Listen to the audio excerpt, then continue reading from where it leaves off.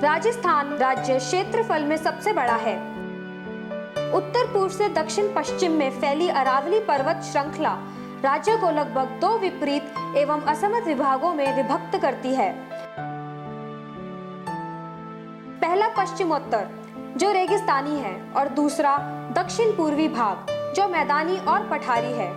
जो दक्षिण पूर्व भाग है उस भाग में वर्षा 50 से 80 सेंटीमीटर तक ही होती है।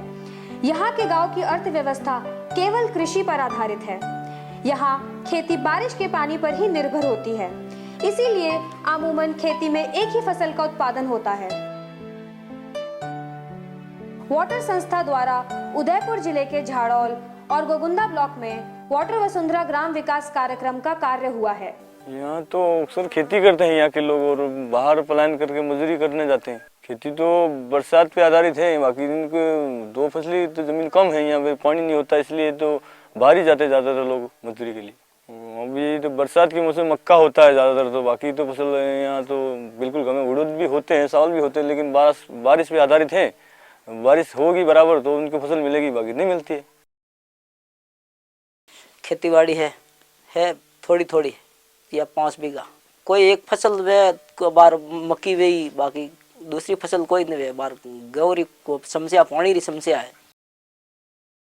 यहाँ की विषम परिस्थिति देखते हुए जो है यहाँ पर बहुत सारा जो काम करने की आवश्यकता है यहाँ पर, क्योंकि एक तो यहाँ पर जो थोड़ी सी जो धारणाएं हैं कि अधिक अगर हम सीड डालेंगे तो अधिक उपज होगा, जबकि ऐसा बिल्कुल भी नहीं है। मतलब इसकी लागत कम आए इसके लिए देखिए सबसे पहले ये है कि विधिवत इसकी खेत की जुताई वो नहीं हो पाती है। दूसरा ये कि नियमित रूप से और निश्चित रूप से और विधिवत कंपोस्ट मतलब गोबर की खाद इस्तेमाल करने की ज़रूरत है। और जब कभी ये गोबर की खाद इस्तेमाल करते हैं तो इसको विधिवत मिला देने की ज़रूरत होती है।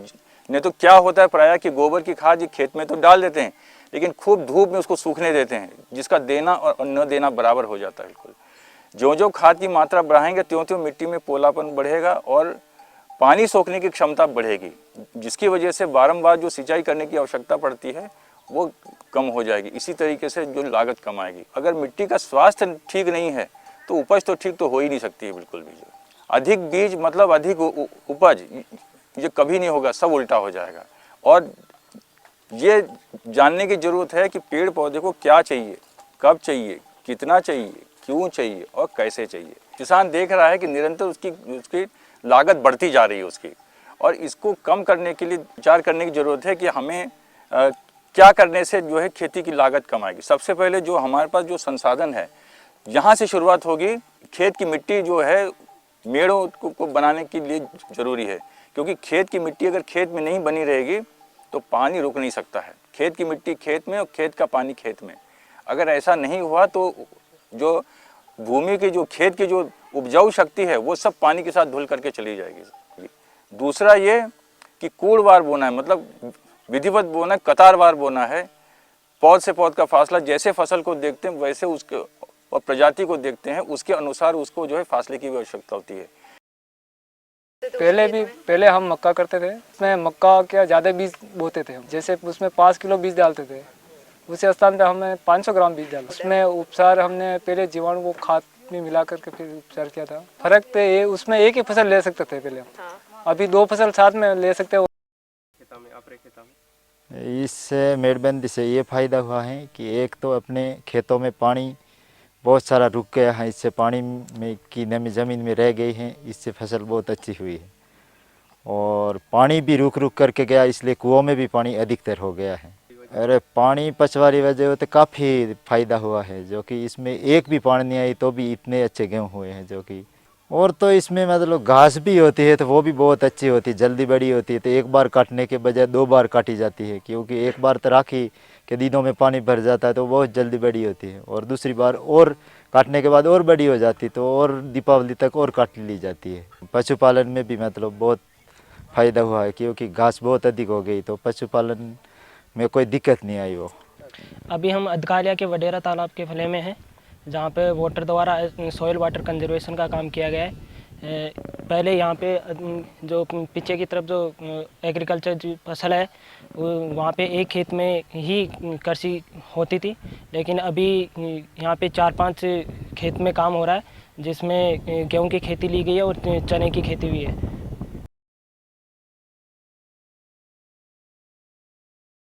वाटर वसुंधरा कार्यक्रम के अंतर्गत खेती में जो प्रयोग किए गए और उससे जो सकारात्मक बदलाव हुए, उन बदलावों को देखने के लिए पड़ोसी एवं दूर दूर गांव के लोग आए और किस प्रकार उत्पादन में वृद्धि हुई, इन सब की जानकारी के लिए उन्होंने वाटर वसुंधरा कार्यक्रम के गांवों का भ्रमण किया। मैंने अमरूद के पौधे लगाए हैं।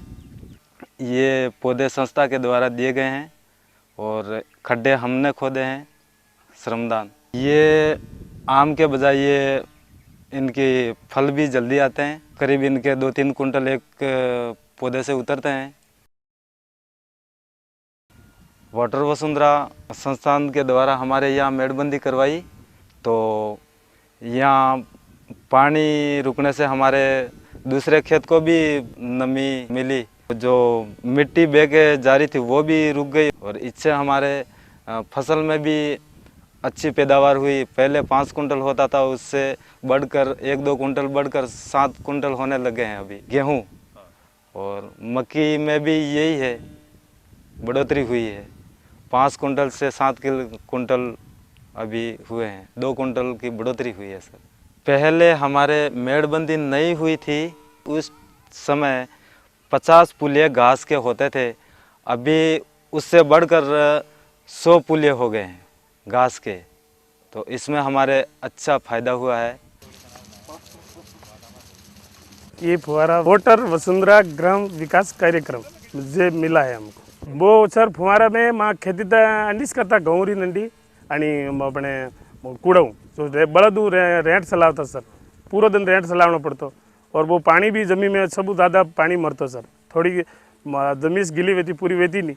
अब फुहारा होते सर का फुहारा पूरा खेत में लगा पंप चालू करो जो पूरा में नमी आई गिली विदा मिट्टी सर बनी जो पूरी पिलाई एकदम एक ही साथ में विदा।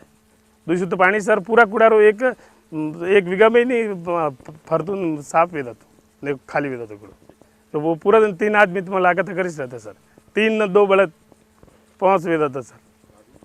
अभी तो सर खाली एक आदमी की जरूरत हुई से पूरी पिलाई विदा, एक आदमी की जरूरत नहीं लगाए बाद में सेठी दिन बे दो आइन देखे लो पिलाई पूरी वेगी बंद कर दो बस।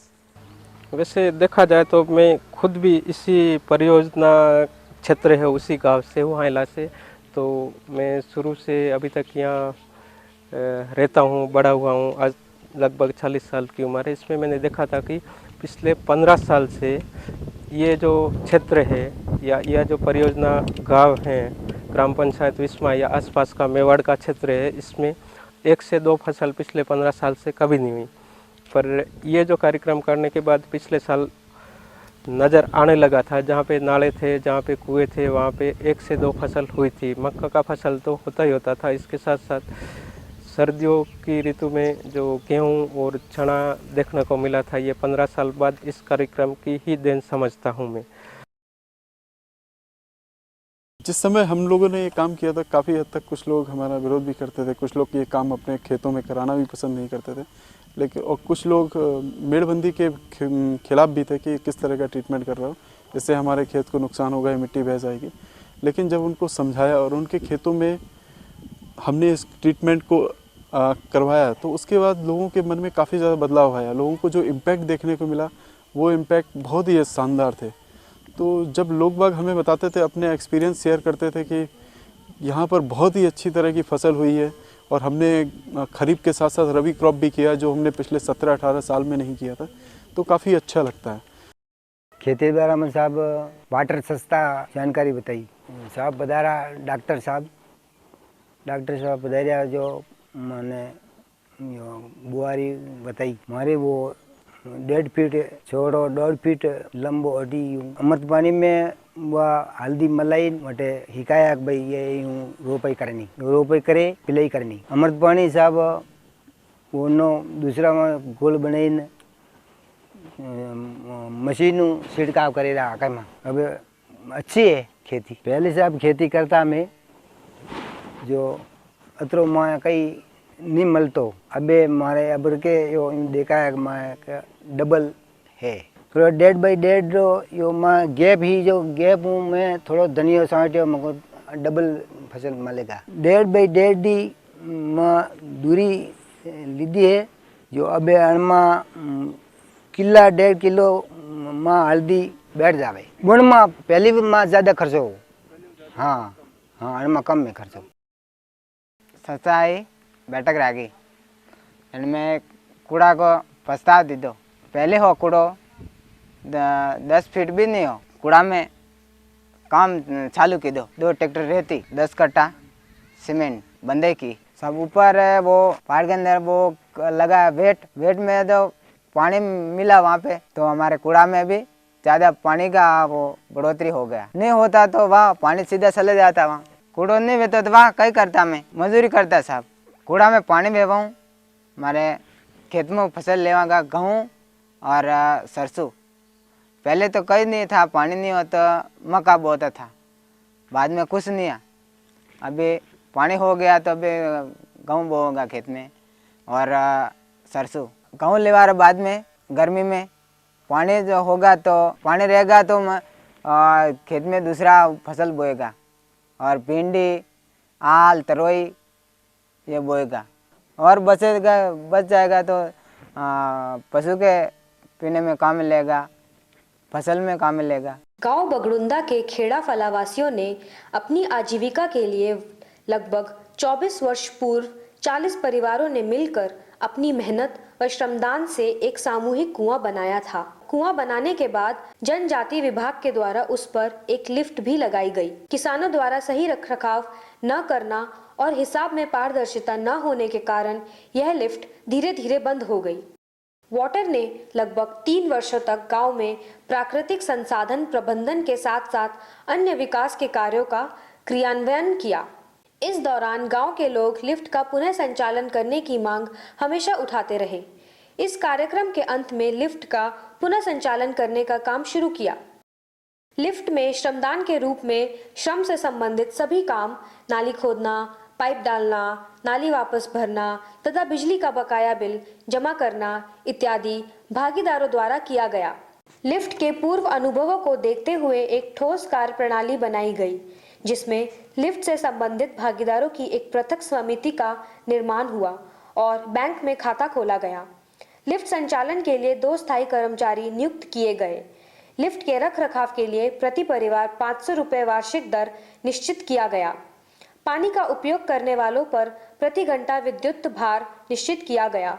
साथ ही पारदर्शिता रखने के लिए एक नई नीति बनाई गई जिसके अंतर्गत पानी का उपयोग करने वालों को लिफ्ट का प्रयोग करते समय ही एक पर्ची दी जाती है ताकि भविष्य में कोई विवाद उत्पन्न न हो।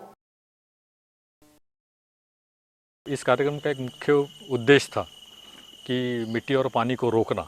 वो काफ़ी हद तक मुझे लगता है सफल हुआ है। सारे जो ट्रीटमेंट्स है वो हमने रिच टू वैली को ध्यान में रखते हुए किए हैं और इससे परिणाम ये हुआ है कि गांव का पानी गांव में और खेत का पानी खेत में रह गया है।